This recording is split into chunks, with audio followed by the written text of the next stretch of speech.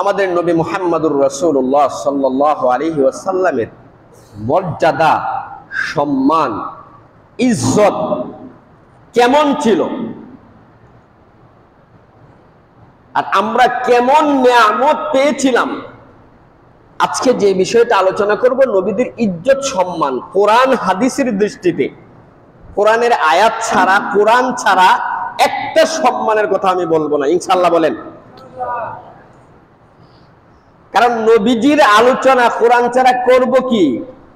পবিত্র কোরআনুল কারীমের সূরা ফাতিহা থেকে নাস পর্যন্ত পুরা কোরআন শরীফটাই হলো আমার নবীজির জীবন আচার। বলেন না আল্লাহু আকবার।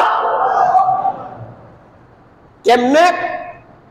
আম্মা জান আয়েশা সিদ্দিকা রাদিয়াল্লাহু তাআলা আনহা আমার নবী মুহাম্মদুর রাসূলুল্লাহ সাল্লাল্লাহু আলাইহি ওয়াসাল্লামকে জিজ্ঞাসা করলেন, ওগো নবীজি। সাহাবায়ে কেরাম আম্মা জান আয়েশাকে জিজ্ঞাসা করলেন, আম্মা জান আয়েশা, আপনি নবীজির জীবন ইতিহাস সম্পর্কে কিছু বলুন। আম্মা জান আয়েশা রাদিয়াল্লাহু তাআলা আনহা সাহাবায়ে কেরামকে উল্টা প্রশ্ন করলেন, ও সাহাবায়ে কেরাম, তোমরা কি কোরআন পড়ো না? হ্যাঁ, আমরা কোরআন পড়ি। প্রতিদিন পড়ো? হ্যাঁ, আমরা প্রতিদিন কোরআন পড়ি। তাহলে নবীজির জীবনাচর সম্পর্কে জিজ্ঞাসা করতে আসছো? মনে রাখো, আল কোরআনুল কারীমের সূরা ফাতিহা থেকে নাস পর্যন্ত পুরা কোরআন শরীফটাই হলো তোমার নবীজির জীবন। বলেন সুবহানাল্লাহ। নবীজির আলোচনা করতে যে কোরআনের আয়াত বলবো না, এটা হতেই পারে না।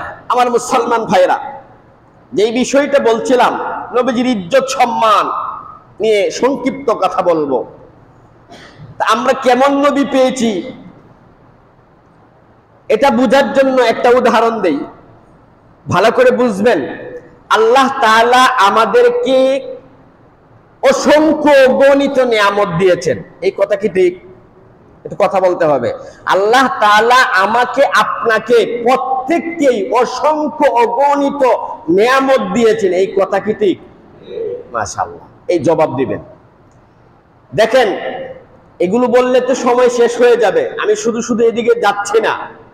এই যে চোখ কত বড় নিয়ামত, যার চোখ নেই তার কাছে জিজ্ঞাসা করেন ভাই। এই জবানটা কত বড় নিয়ামত, যার জবান কথা বলতে পারে না, বুবা, তার কাছে জিজ্ঞাসা করেন জবান আল্লাহর কত বড় নিয়ামত।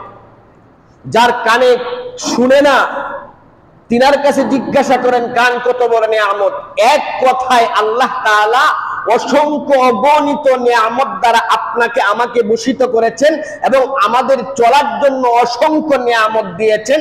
এই কথা আল্লাহ তাআলা আল কোরআনুল কারীমের এক আয়াতের মধ্যে বলেন, ওয়া ইন তাউদ্দু নি'মাতাল্লাহি লা তুহসুহা।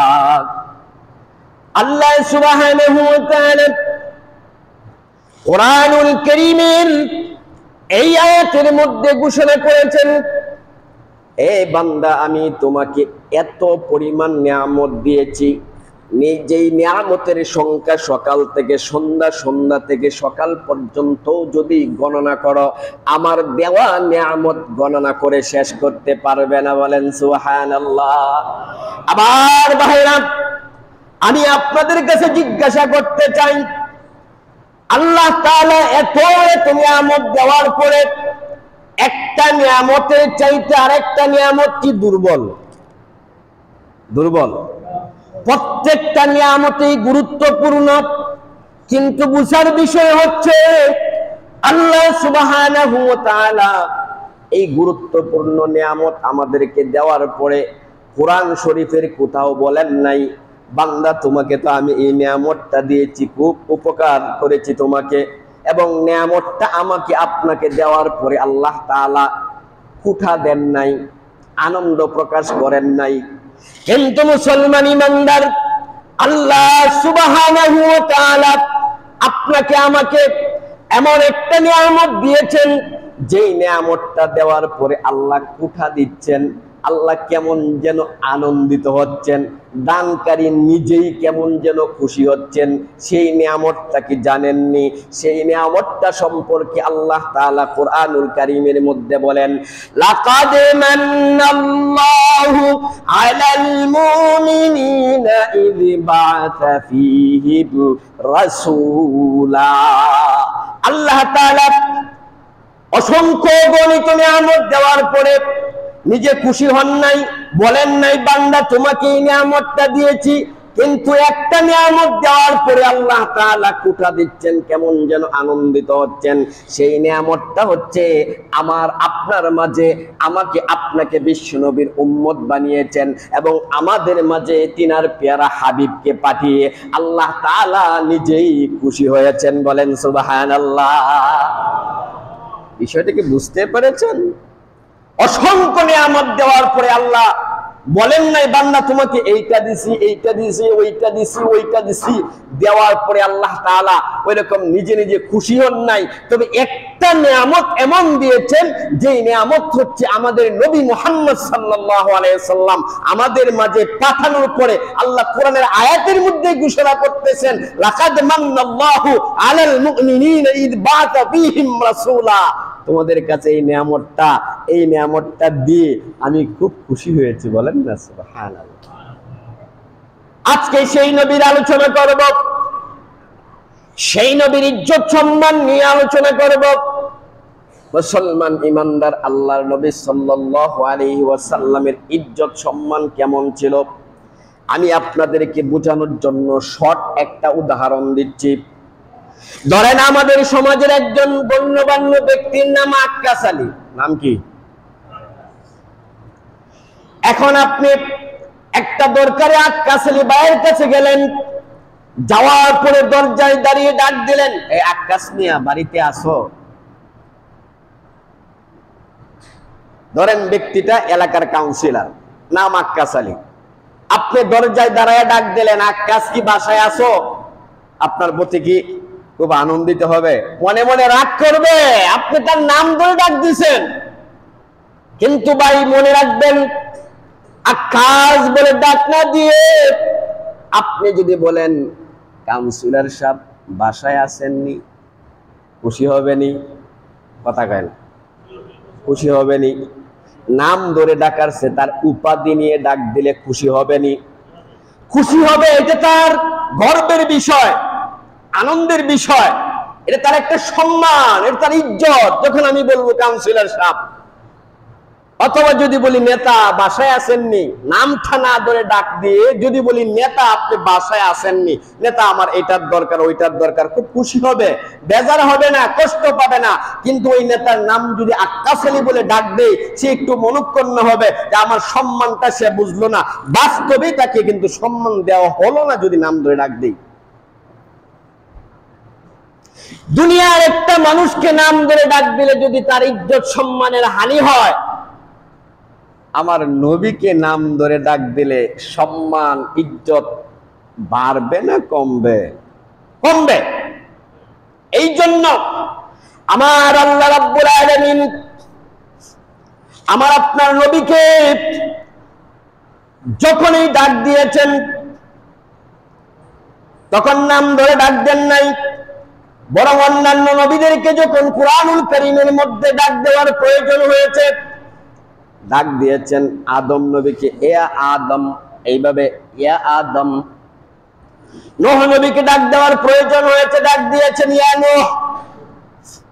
ইব্রাহিম নবীকে ডাক দেওয়ার প্রয়োজন হয়েছে, আল্লাহ সুবহানাহু ওয়া তাআলা ডাক দিয়েছেন ইয়া ইব্রাহিম, ইয়া মূসা, ইয়া জাকারিয়া, ইয়া ইয়াহইয়া, ইয়া দাউদ। প্রত্যেক নবীকে আল্লাহ পাক রব্বুল আলামিন কোরআনুল কারীমের মধ্যে নাম ধরে ধরে ডাক দিয়েছেন। কিন্তু আমাদের নবীকে যখন ডাক দেওয়ার প্রয়োজন হয়েছে আল্লাহ তাআলা নাম ধরে ডাক দেন নাই, বরং ওই যে একজন কাউন্সিলর তার নাম আক্কাস আলী বলে ডাক না দিয়ে কাউন্সিলর বলে ডাক দিয়েছেন, নেতা বলে ডাক দিয়েছেন। আমার নবীর নাম তো ছিল মুহাম্মদ সাল্লাল্লাহু আলাইহি ওয়াসাল্লাম। কিন্তু মুহাম্মদ বলে আমার নবীকে ডাক না দিয়ে আল্লাহ পাক রব্বুল আলামিন কুরআনুল কারীমে আমার আপনার নবীকে ডাক দিয়েছেন, ইয়া আইয়ুহার রাসূল, ইয়া আইয়ুহান নবী, ইয়া আইয়ুহাল মুদ্দাসসির, ইয়া আইয়ুহাল মুসাম্মিল। চিল্লায় কোন আল্লাহু আকবার। এই মুসলমান, আমার নবীকে আল্লাহ সুবহানাহু ওয়া তাআলা কত ইজ্জত দিয়েছেন, সম্মান দিয়েছেন, বোঝানোর জন্য আপনাদের সামনে কয়েকটা উদাহরণ আজকে পেশ করব। ও মুসলমান ইমানদার, আরেকটা উদাহরণ আপনাদের সামনে পেশ করি। আমার আপনার নবীকে আল্লাহ তাআলা কত ইজ্জত দিয়েছেন, কত মর্যাদা দিয়েছেন, কত সম্মান আমার আপনার নবীর ছিল আল্লাহর কাছে, বোঝানোর জন্য আরেকটা উদাহরণ দিচ্ছি। দুইজন লোককে আপনি 27 চৌরাস্তায় পাঠাইছেন একটা কাজের জন্য। পাঠানোর পরে একজনের নাম হচ্ছে আব্দুল্লাহ, আরেকজনের নাম হচ্ছে আব্দুর রহমান।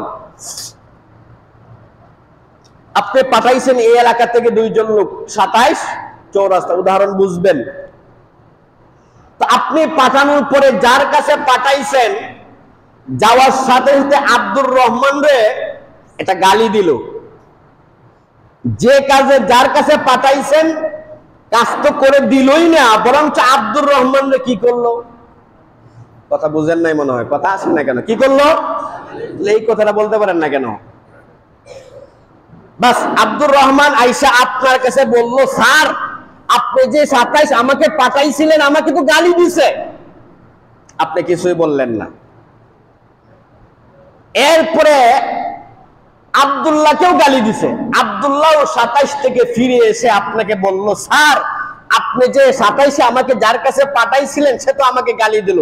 আপনি তাও কিছু বললেন না। কিছুক্ষণ পর জায়েদ নামক এক ব্যক্তিকে আবার আপনি 27 পাঠাইছেন। কোথায় পাঠাইছেন? 27 পাঠাইছেন। পাঠানোর পরে ওই ব্যক্তিটাকেও গালি দিয়েছে।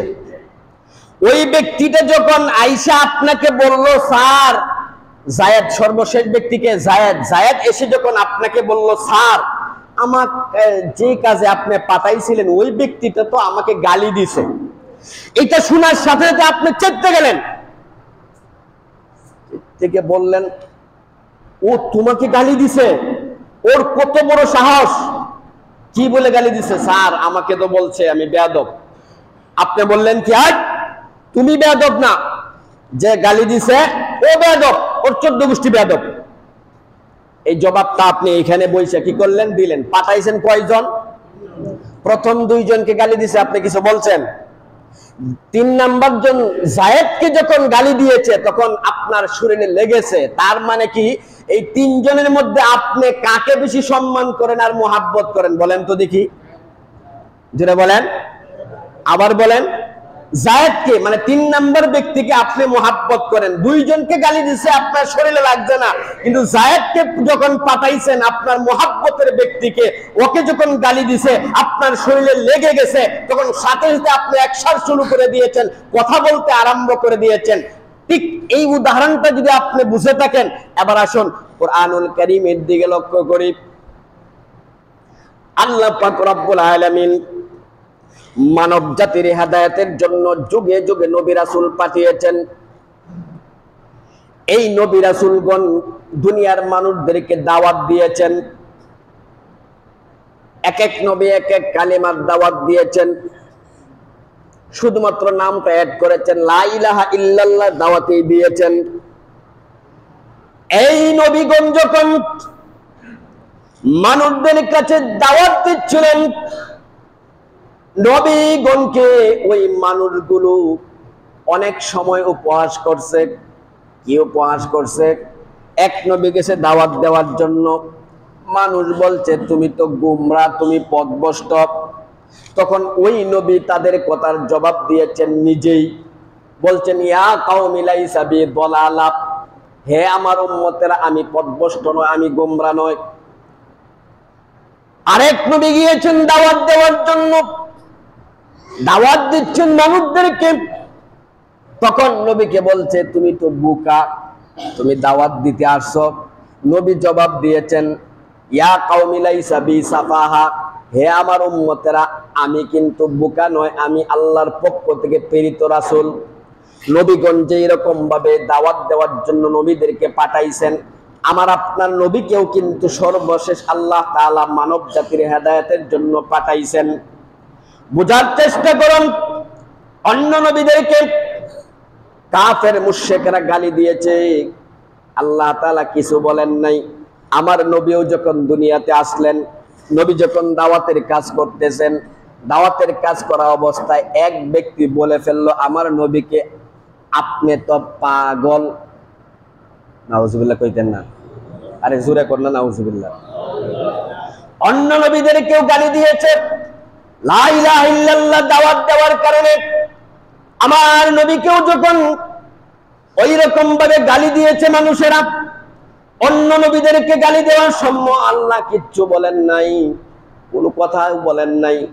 আমার নবীকে যখন এক লোক পাগল বলেছে, এক কাফের পাগল বলেছে, সঙ্গে সঙ্গে আল্লাহ তাআলা আমার নবীর পক্ষ অবলম্বন হয়ে কোরআনের আয়াত নাযিল করে জিব্রাইলকে পাঠিয়ে দিয়ে ঘোষণা করে দিয়েছেন, এক আয়াত দিয়ে বলে দিয়েছেন, নুন ওয়াল কালামি ওয়া মা ইয়াসতুরুনা মা আনতা বিনিআমাতি রাব্বিকা বিমাজনুন।